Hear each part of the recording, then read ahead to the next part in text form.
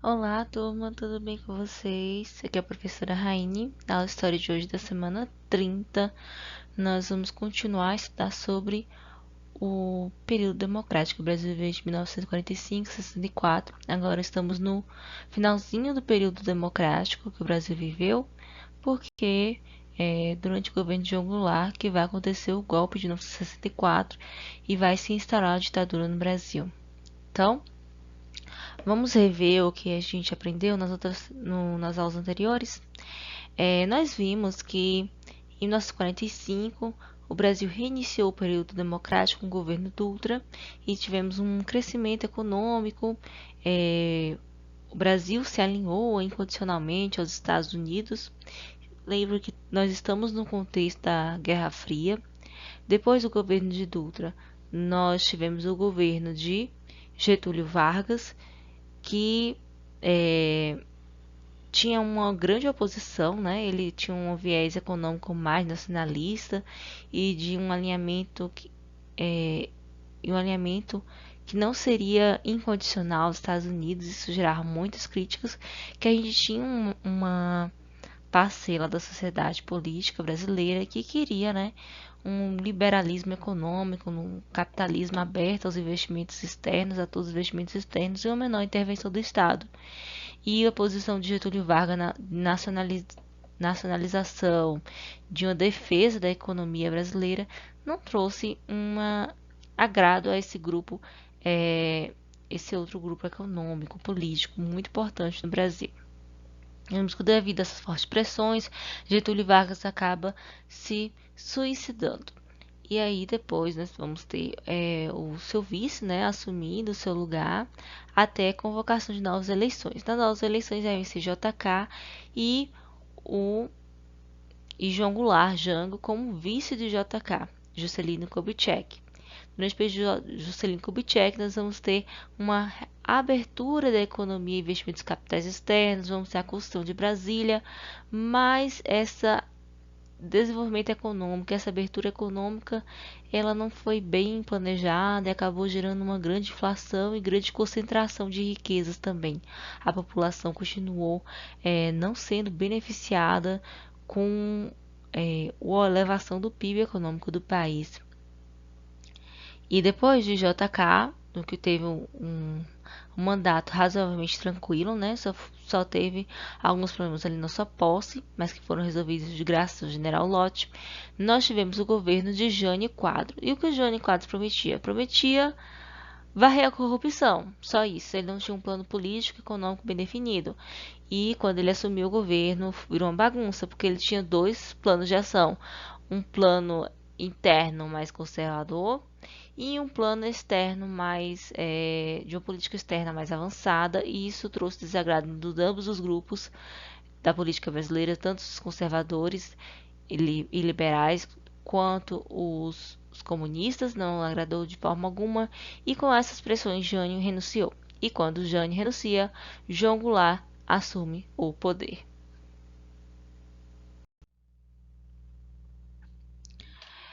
E como começou esse governo de João Goulart, né?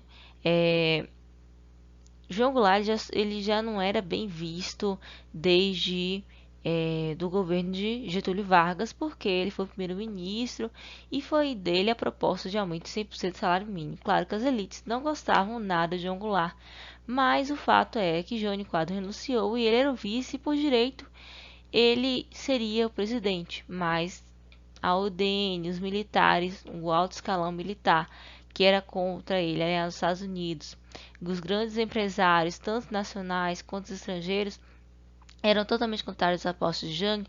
E do outro lado a gente tinha os legalistas. Quem eram os legalistas? Alguns governadores de estados. Nós tínhamos também líderes de movimentos estudantis, movimentos trabalhadores, que queriam a posse do Jango. O Brasil estava à beira de uma guerra civil quando o Congresso propôs uma solução, que era trocar do sistema presidencialista para o parlamentarismo, ou seja, o chefe de Estado não seria mais o presidente, mas sim o primeiro-ministro. Jango assumiu o poder, ele aceitou, né, esse regime parlamentarista, mas deu a volta por cima, vamos assim dizer, porque ele convocou um plebiscito e para ver o que o povo queria, ser o parlamentarismo e o presidencialismo. E com uma grande aprovação popular, mais de 80% dos brasileiros aprovaram o parlamentarismo e assim Jango voltou novamente para a chefia do governo. Mas a volta de Jango ela não foi tranquila, ela foi bem tumultuada, porque Jango precisava fazer algumas reformas, chamadas reformas de base, que seriam algumas mudanças em alguns setores que ele achava que eram imprescindíveis para fazer o Brasil crescer. O Brasil estava com a inflação altíssima naquele momento e para crescer, né, economicamente é preciso controlar a inflação e fazer algumas reformas. E foi assim que Jango lançou a sua reforma de base e o Plano Trienal Econômico. A reforma de base ela buscava mudanças bancárias, a reforma agrária, mudanças administrativas, tributárias, eleitoral e também educacional. Mas essa reforma de base foi controversa. Dois grupos se opunham totalmente. Os mesmos que queriam a sua posse e os que não queriam sua posse. Os que não queriam de jeito nenhum a reforma de base, os grandes empresários, o alto clero da Igreja Católica e alguns oficiais alinhados aos Estados Unidos não queriam. Grandes jornais como o Estado de São Paulo e a Tribuna da Imprensa, que era do líder da UDN, né, que é fazer oposição, Carlos Lacerda, e logicamente a UDN, né, que não queria. E também temos organizações como o IBAD e o IPES. E quem era favorável à reforma de base? Os movimentos sociais organizados. Nós tínhamos as organizações estudantis, como a UNE. No meio católico, nós também tínhamos o apoio, né, da Juventude Operária Católica e da Juventude Universitária Católica. Dos trabalhadores urbanos, nós tínhamos o Comando Geral dos Trabalhadores, CGT, e no campo também tinham as organizações de trabalhadores do campo, as ligas camponesas. Então, eram esses que eram favoráveis à reforma de base. E, junto com essa proposta de reforma de base, né, o governo de Jango lançou o Plano Trienal, um plano econômico trienal que buscava, né, alguns aspectos, como distribuição de riqueza, crescimento econômico, combate à inflação, desapropriação de latifúndios improdutivos e estatização de alguns setores da economia que ele achava imprescindíveis, né, alguns setores chaves. Então, dentro desse impasse, né, que uma parcela da população queria a reforma e outra não, aconteceu os comícios a favor da reforma de base. E por que aconteceram esses comícios? Como o Jango não tinha apoio político, ele procurou apoio no povo. A mesma coisa fez Getúlio Vargas. Quando Getúlio Vargas não encontrou apoio político, procurou apoio no povo. E foi isso que Jango fez, realizando grandes passeatas, como foi a que aconteceu na Central do Brasil no dia 3 de março de 1964, né? Que liderou um comício com uma grande quantidade de pessoas, foi 250 mil pessoas. E dentro desse comício, ele assinou dois decretos que foram bem impactantes. Um deles foi a nacionalização das refinarias de petróleo e o outro para fins da reforma agrária, né? Desapropriação de terras que ficavam de mais de 100 hectares que ficavam às margens das rodovias federais ou ferrovias federais também. E esses dois decretos que ele assinou causou um grande burburinho na política brasileira, que era muito conservadora. Umas semanas depois desse comício da Central do Brasil, né, organizado pelo presidente João Goulart, aconteceu a Marcha da Família com Deus pela Liberdade, que foi uma passeata conservadora, de teor religioso, e ele se propunha, né, como oposição a movimento, as reformas que João Goulart propunha, as reformas de base. Era contra isso que eles marchavam na Marcha da Família com Deus pela Liberdade. Porque falava que era a Marcha da Família, né?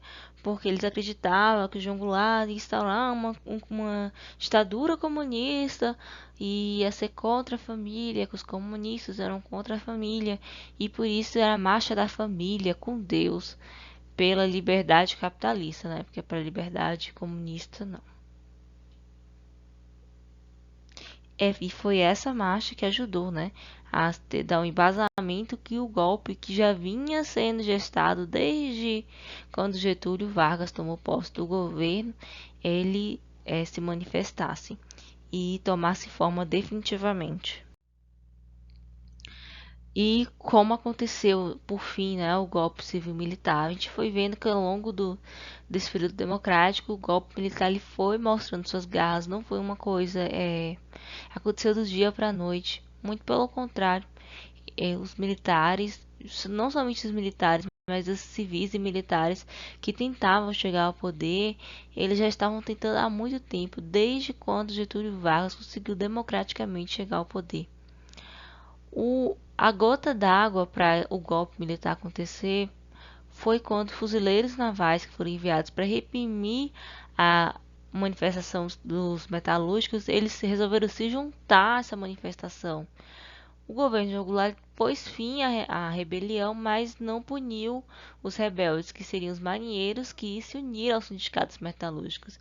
Isso foi considerado pelas Forças Armadas a gota d'água do governo de Goulart, que para eles, né, estava quebrando com a disciplina e promovendo a anarquia militar, a desordem militar, que não existia mais as regras e a hierarquia.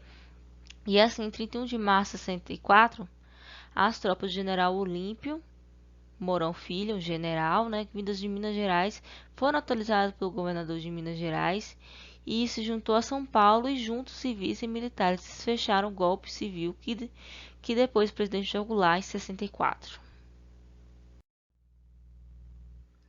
E por que a gente fala golpe civil militar? A gente fala golpe civil militar porque teve a participação dos civis e tanto que quem assumiu o poder no primeiro momento foi o presidente do Congresso Nacional, Auro de Moura Andrade, que declarou o cargo vago. Mas Jango ele não tinha falado que ele não queria mais o cargo ou que ele estava saindo do cargo. Muito pelo contrário, ele ainda estava no país, ele estava no Rio Grande do Sul, quando Auro de Moura Andrade, junto com os militares, deu esse golpe de Estado e impulsou o presidente da Câmara dos Deputados, Ranieri Mazzilli.